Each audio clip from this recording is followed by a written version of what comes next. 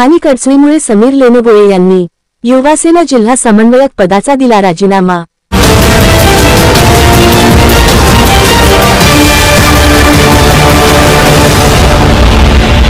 यवतमाळ जिल्ह्याच्या वणी येथे राहणारे समीर लेनबोळे शिवसेना उद्धव बाळासाहेब ठाकरे पक्षाचे एक निष्ठावंत शिवसैनिक असून युवासेना जिल्हा समन्वयक पदावर कार्यरत आहे। तसेच शिवसेना प्रचार वक्ता म्हणून देखील पक्षाने त्यांच्यावर जबाबदारी टाकली आहेत आणि ती पार पाडली ही वणी विधानसभा निवडणुकीत दिसून आली। यात मात्र शंका नाही, परंतु आता काही स्थानिक अडचणीमुळे समीर लेनबोळे यांना युवासेना जिल्हा समन्वयक पदाचा राजीनामा देत असल्याचा पत्र शिवसेनेचे सागर देशमुख युवासेना विभागीय सचिव यांच्याकडे पाठविले आहेत असल्याचे सिटी न्यूज वणीशी संवाद करताना या संदर्भात माहिती दिली। भाऊ मला एक सांगा की बाई आता सध्या तुम्ही एक पत्र काढलं का बा तुमच्या ज्या पदाचा राजीनामा करतो बा म्हणून त्या पद्धतीने तुम्ही वरिष्ठांना पाठवलं का बा, अशी का तुम्हाला असं वाटलं का बा खरोखरच तुम्ही आज आपल्या पदाचा राजीनामा द्यावा बा म्हणून? खरं तर 2-3 वर्षाआधी मी शिवसेनेत प्रवेश केला आणि शिवसेनेमध्ये प्रवेश केल्याच्या नंतर वरिष्ठांनी मला युवासेनेचा जिल्हा समन्वयक म्हणून नियुक्ती दिली, सामन्यातून नियुक्ती आली आणि ते झाल्याच्या नंतर लगेचच आम्हाला सडेतोडची स्पर्धा झाली। सडेतोडच्या स्पर्धे म्हणून शिवसेना भवनला एक स्पर्धा झाली। त्या वक्तृत्व स्पर्धे म्हणून आम्ही काही निवडक शिवसेनेने प्रवक्ते काढले, प्रचार वक्ते, आणि प्रचार वक्ता म्हणून माझी नेमणूक करण्यात आली। लोकसभेला दक्षिण मध्य मुंबई, बुलढाणा, सांगली, विधानसभेला वणी आणि वाशिम देखील माझ्याकडे जबाबदारी होती। तर मला असं वाटलं की माझ्याकडे हे पद आहे प्रवक्ता आणि माझ्याकडे युवासेनेचे जिल्हा समन्वयक हे पद आहे, हे दोन पदा म्हणजे माझ्याकडं का बा, कारण की 2 पदं जर माझ्याकडे असेल तर मी म्हणजे एक कार्यकर्ता म्हणजे माझ्या जागी जर आणखी दुसरा कुठले कार्यकर्ता इच्छुक असेल त्या पदासाठी तर निश्चितच मी त्याला संधी दिली पाहिजे, किंवा मग मीच एक आक्रस्ताळेपणा न करता मी त्या पदात म्हणजे युवासेना जिल्हा समन्वयक पदाचा राजीनामा देऊन मी शिवसेनेचा प्रचार वक्ता म्हणून कायम आहे।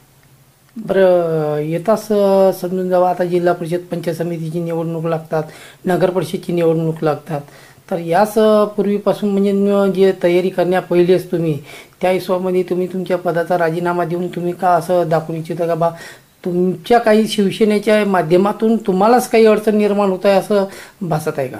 नाही, शिवसेना हा पक्ष नेहमी निष्ठावंतांचा पक्ष आहे, इथं निष्ठावंतांना अडचण होत नाही। राहिला विषय जिल्हा परिषद पंचायत समितीचा, तर निवडणूक डोळ्यासमोर ठेवून शिवसैनिक कधीच काम करत नाही। तो सातत्याने नेहमी पक्षासाठी, समाजासाठी आणि या महाराष्ट्रासाठी, उद्धव साहेबांसाठी काम करतो। त्याच्यामुळे माझ्याही डोक्यात म्हणजे निवडणूक लढवायची आहे म्हणून आत्ता काम करायचं किंवा निवडणूक झाल्यानंतर काम बंद करायचं हा विचार कदापिही येणार नाही।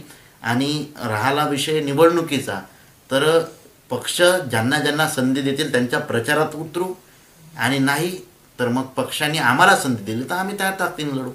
बरं, काही दिवसापासून विद्यमान आमदारही निवडून आले आपले, जे ज्याच्या पाठीशी तुम्ही होते, परंतु गेल्या काही दिवसापासून त्यांच्यापासून दुरा निर्माण होण्याची शक्यता आमच्या दिसून राहिली, आमच्या नजरेत दिसून राहिली, तर याबद्दल काय बोलणार तुम्ही?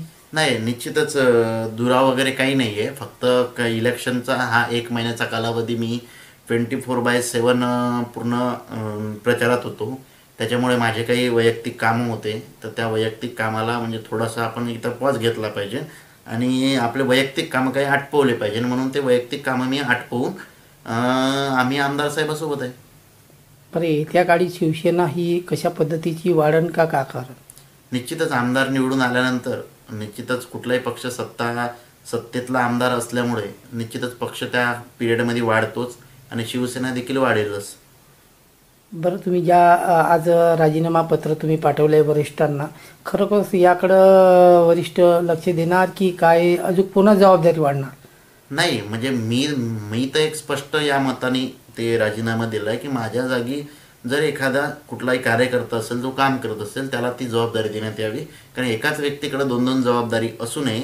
माझ्याऐवजी जर एखादी व्यक्ती असेल तर त्याला ते निश्चितच देण्यात यावी आणि मी 2-2 जबाबदाऱ्या का म्हणून घ्यायच्या, कारण की पक्षामध्ये एक तर प्रवक्ता म्हणून मी काम करतोय, पक्षासोबत आहे, पक्षामध्ये काम करतोय, या सगळ्या गोष्टी आहे। मग मी जर स्थानिकचं पद घेईल त्याच्यानंतर मलाच सगळं ही भावना नसली पाहिजे। एक समर्पणाची भावना असली पाहिजे, जे बाळासाहेबांनी आम्हाला शिकवली. त्या समर्पित भावनेने आम्ही या ठिकाणी काम करू. बरं, तुमच्या नेतृत्वामध्ये ज्या लोकांनी या शिवसेनेमध्ये प्रवेश घेतला, या तुमच्या पाठीशी राहून काम केलं, आज तुमचं जे राजीनामा म्हणून तुम्ही हे घेऊन राहिले, तर त्या लोकांना का तुम्ही सांगू इच्छिता की बा या पद्धतीचं मी राजीनामा कशा? नाही, मी पक्ष नाही, पक्षामधून मी पक्षाचा राजीनामा नाही दिलेला आहे. मी फक्त पदाचा राजीनामा दिलेला आहे. कसं आहे की एका पदावर आता, आणि माझ्याकडे तसंही संपूर्ण महाराष्ट्राचं पदच असल्यासारखं आहे ना, प्रचार वक्ता म्हटलं तर त्याच्यामुळे माझ्याकडे एवढी मोठी जबाबदारी असताना मी स्थानिकमध्ये पदं घेऊन स्थानिकला थोडंसं हे करण्यामध्ये काय अर्थ आहे. त्याच्यामुळे मग मी माझ्या पद्धतीने मी माझं काम करणार आहे. स्थानिकचे पदाधिकारी स्थानिकच्या पद्धतीने काम करतील. आमचं कोऑर्डिनेशन करून माझ्यासोबत जे कार्यकर्ते आहेत, जे कोणी पदाधिकारी आहे, ते कंटिन्यू करतील ना काम पक्षात. म्हणजे वणी विधानसभा सोडून बाकीचे जिल्ह्याचं नेतृत्व तुम्ही काम करणार असं? हां, म्हणजे निश्चितच प्रवक्ता म्हणून जिथं जिथं आम्हाला पक्ष संधी देईल. म्हणजे आता ह्या इलेक्शनमध्ये आम्हाला वेगवेगळ्या लोकांनी वेगवेगळ्या संध्या दिलेल्या आहे, तर त्या संध्या आम्ही निश्चितच काम करणार ना त्या पद्धतीने. म्हणजे पक्षाने जर आम्हाला सांगितलं, पक्षाने आदल्या दिवशी फोन आला मला पक्षाचा की तुम्हाला सांगली जायचं आहे, मी बॅग भरली, दुसऱ्या दिवशी सकाळी सांगलीसाठी निघलो. पक्षाने मला सांगितलं, आदल्या दिवशी फोन आला. आणि आमच्या पक्षामध्ये प्रॉब्लेम असा आहे की आदल्या दिवशी फोन येते आणि दुसऱ्या दिवशी मुंबईला बोलवते.